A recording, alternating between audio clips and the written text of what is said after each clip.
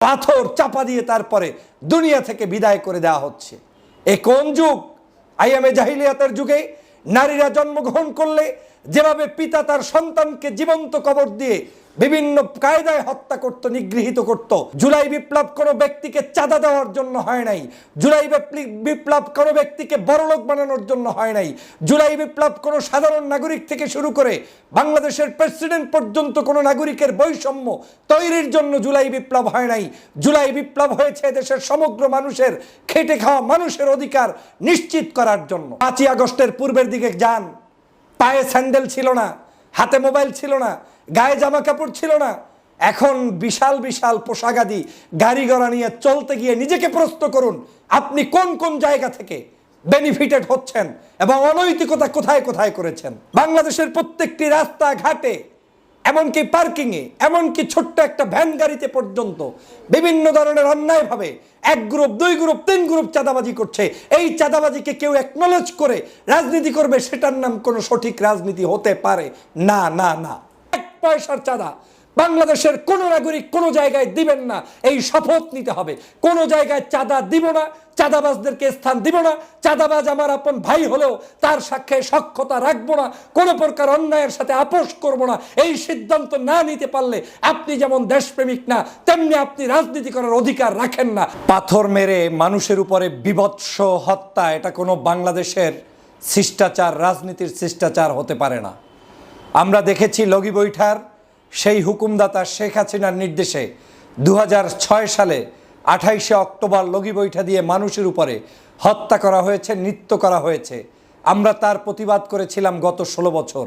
আজ আবার বিএনপির নাম করে একটি দলের কিছু সদস্য তারা আজকের চাঁদাবাজির নাম করে চাঁদা তোলার জন্য মানুষের উপরে হত্যার লেলি খেলায় মেতে উঠেছে। এটা কোনো রাজনৈতিকভাবে মেনে নেওয়ার যেমন স্থান নেই, বাংলাদেশের সমাজনীতিতে, রাজনীতিতে মেনে নেওয়ার কোনো সুযোগ নেই।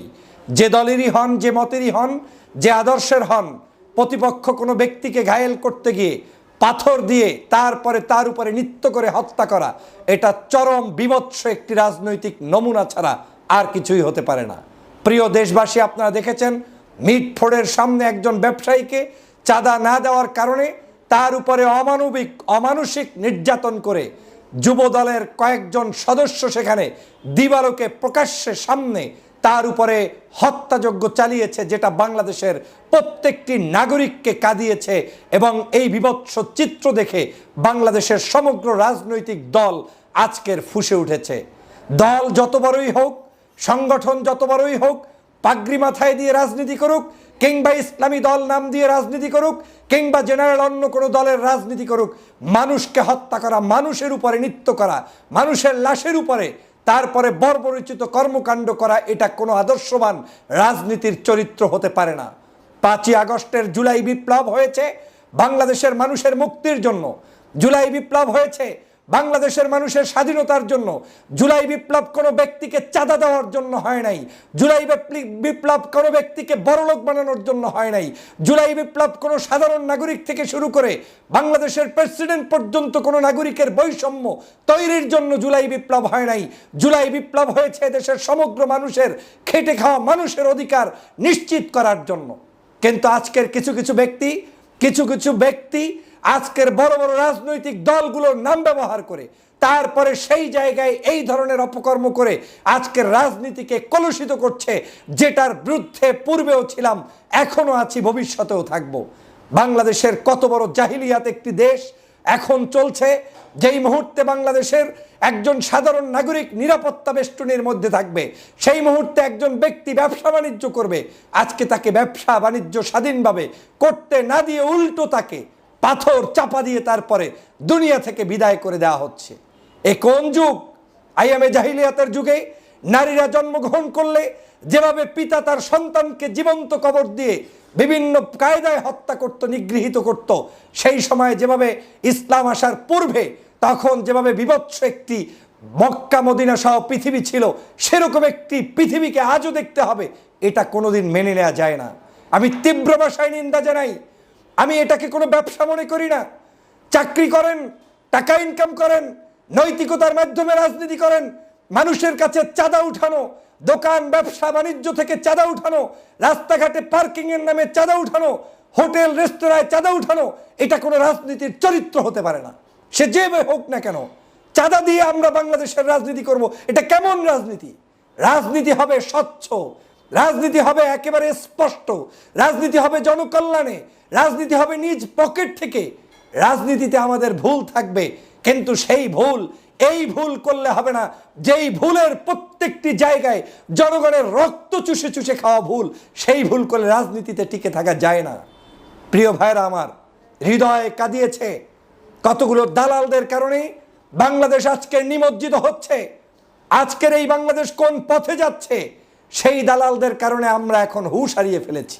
এরা আবার নাম বিক্রি করে করে 5ই আগস্টের পূর্বে যারা বাংলাদেশের কোনো কাজে ছিল না, যারা বাংলাদেশের কোনো আন্দোলন সংগ্রামে নেতৃত্ব দেয়নি, জুলাই বিপ্লবের জন্য যাদের বিন্দুমাত্র অবদান নেই, সেই সকল দালালরা এখন এসে বিভিন্ন পার্টির মধ্যে ঢুকে প্রবেশ করে তারপরে তারা এখন দেশটাকে ধ্বংস করতে চায়।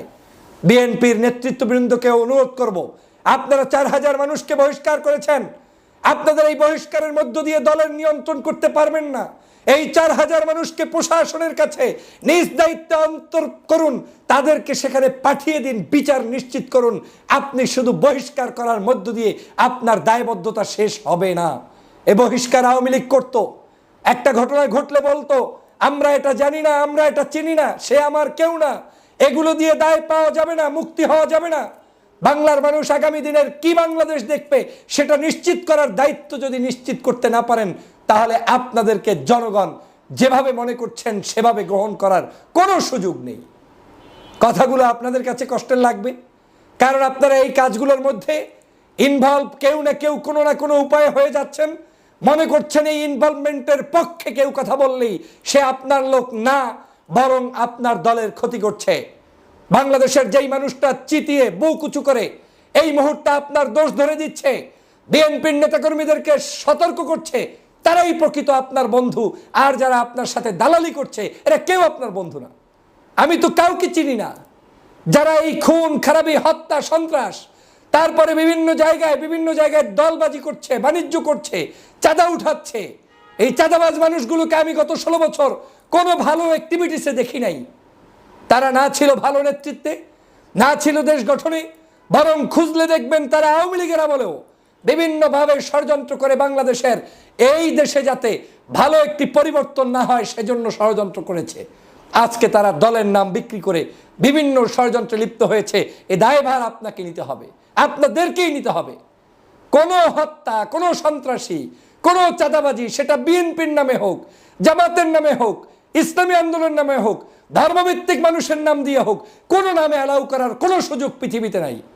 হিউম্যানিটির ভাষায় কাউকে আপনি কোনোভাবে বিচার ছাড়া হত্যা করতে পারেন না। আপনি আইন আদালতের কাছে প্রস্তুত করুন, সোপর্দ করতে পারেন। আপনি একজন ভিক্ষুককে পর্যন্ত আপনার পক্ষ থেকে নির্যাতন করার কোনো রাইট নেই। পাগলকে পর্যন্ত আপনি করতে পারবেন না। কোন শক্তির বলে আপনি অন্যায় করছেন, কোন বাহু বলে আপনি এটা করছেন? আবার যারা এগুলার প্রতিবাদ করবে আপনারা তাদেরকেই ট্যাগিং এর রাজনীতি করবেন। এইটা বাংলাদেশে চলতে দেয়া যায় না। রয়ের খপ্পরে পড়েছেন, বিদেশিদের খপ্পরে পড়া হয়ে গিয়েছে। বিভিন্নভাবে ভালোভাবে রাজনীতি করার সুযোগ থাকলেও সেই সুযোগগুলো গ্রহণ না করে এই ধরনের কিছু দুষ্ট লোকদের কারণে আজকের বাংলাদেশের রাজনীতি কলুষিত হচ্ছে। কোনোদিন এই দায়ভার কারণ নেওয়ার কোনো সুযোগ নেই। প্রিয় বন্ধুরা আমার, এই বিভৎস চিত্র শেখ হাসিনা তৈরি করে গিয়েছে, শাপলা চত্বর ঘটিয়েছে, আপনার বাংলাদেশের মানুষদের উপরে জুলুম করেছে, অত্যাচার করেছে, রিমান্ড নিয়েছে, রিমান্ডের নামে মানুষদেরকে হত্যা করেছে, আপনার বিভিন্ন জায়গায় র্যাব দিয়ে ক্রস ফায়ার দিয়েছে, আয়নাঘর তৈরি করে মানুষদেরকে ধ্বংস করেছে, হত্যা করেছে। এই কাজ তারা করে অন্যায়ভাবে 16 বছর ক্ষমতায় থেকেছে বিদায় পালিয়ে যেতে বাধ্য হয়েছে।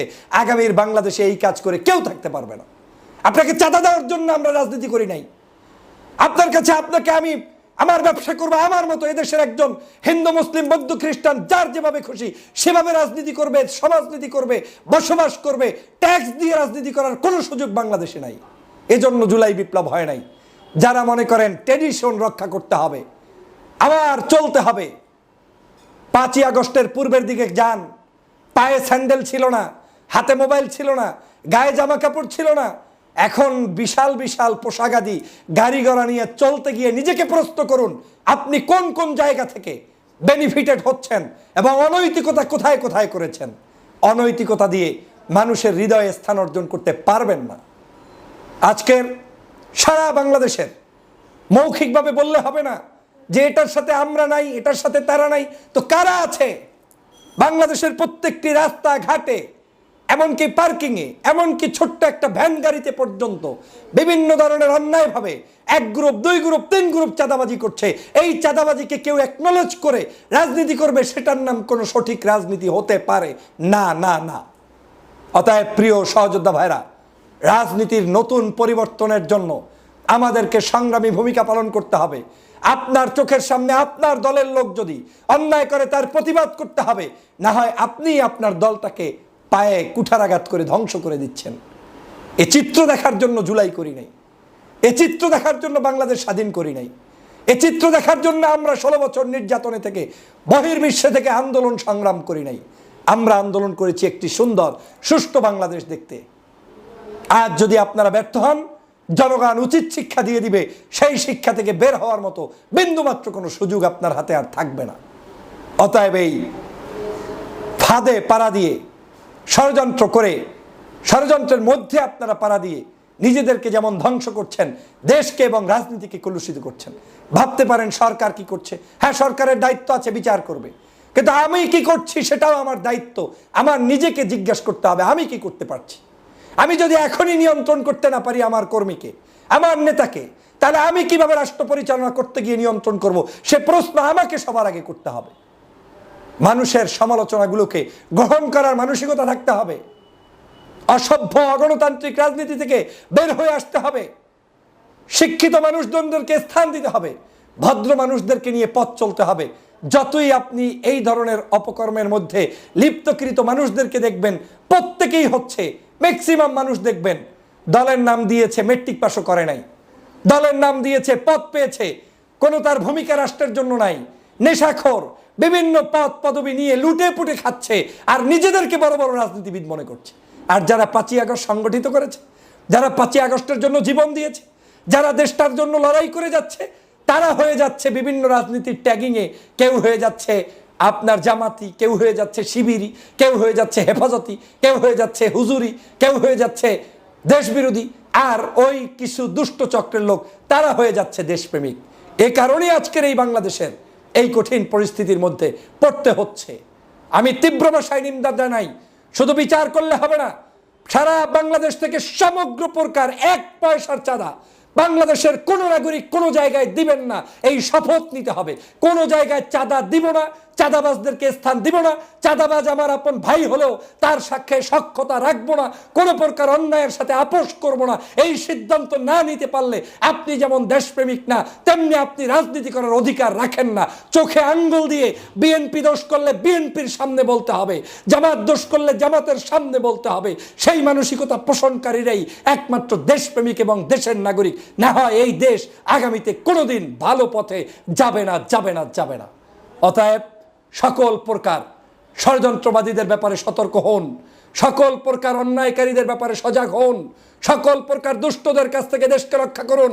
মানুষকে এভাবে অন্যায়ভাবে হত্যা করে রাজনীতিতে টিকে থাকা যাবে না, এই রাজনীতি করতে দেয়া যাবে না। যারা করবে তাদের বিরুদ্ধে আপনি সম্মুখ যোদ্ধা হিসেবে ভূমিকা পালন করবেন। এই দেশটাকে ওদের হাতে আর ছেড়ে দেওয়া যায় না। পার্শ্ববর্তী দেশ বসে বসে ষড়যন্ত্র করছে, এখন ঐক্যমত গঠন করতে হবে, জাতীয় ঐক্যবদ্ধ হতে হবে। বিএনপি, জামাত, অন্যান্য রাজনৈতিক দল আদর্শিক ভিন্নতা থাকলেও এক থাকতে হবে।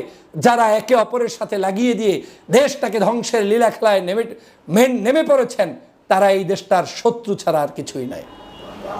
অতএব আসুন বাংলাদেশকে গঠন করি, বাংলার নাগরিকের অধিকার প্রতিষ্ঠা করি এবং এই সকল